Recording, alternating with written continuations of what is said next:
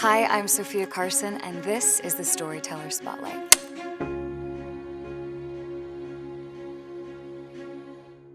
I have always been in love with storytelling, and I consider myself first and foremost a storyteller, whether that is telling stories through song or telling stories through diving into a character's skin through film. And I think the moment that I fell in love with storytelling through songwriting was when I wrote my first song when I was 11 years old. And the song was called Leave Me Alone. I also wrote it in Spanish called Déjame en paz. And I just remember feeling like it felt like the closest thing in the world to magic, to be able to dive into the depths of your heart and write this story and write this melody. And those secrets that once were perhaps scared to be revealed felt safe and comforted in this song. And I fell in love with it, and I haven't stopped ever since.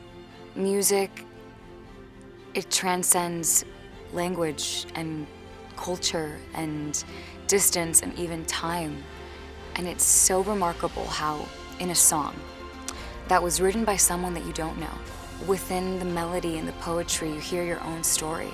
Loud is dedicated to all the women of the world and all of the loud voices of change.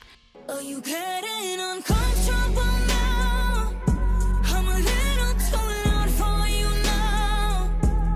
Don't try to calm me down. I was made to be loud. I feel honored to be a part of a generation that is being led by the voices of fearless young women who are at the forefront of history, who are shattering glass ceilings one loud voice at a time. Being seen and heard means the responsibility that I carry, that in everything that I do and everything that I say, every song that I write, every role that I play has the power to impact one person, perhaps one girl.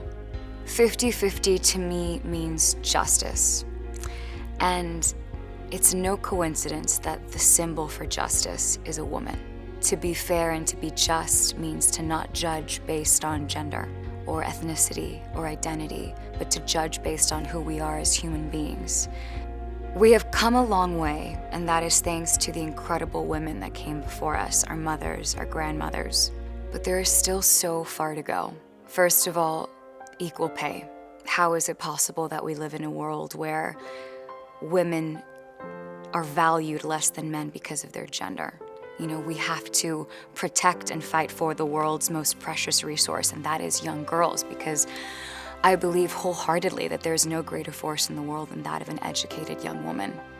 As a woman in the industry, I have seen a big shift in terms of representation, projects that are available for women, women's voices being heard, my own voice being heard and respected. But in the beginning, that was never understood or accepted by the men in the industry.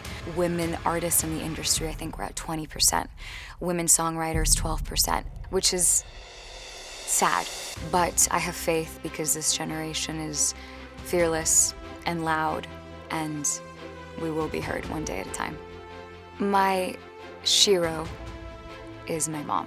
She is the most extraordinary heart I've ever known, and it is my privilege to be her daughter. She is just the example of what it means to live a life led by love.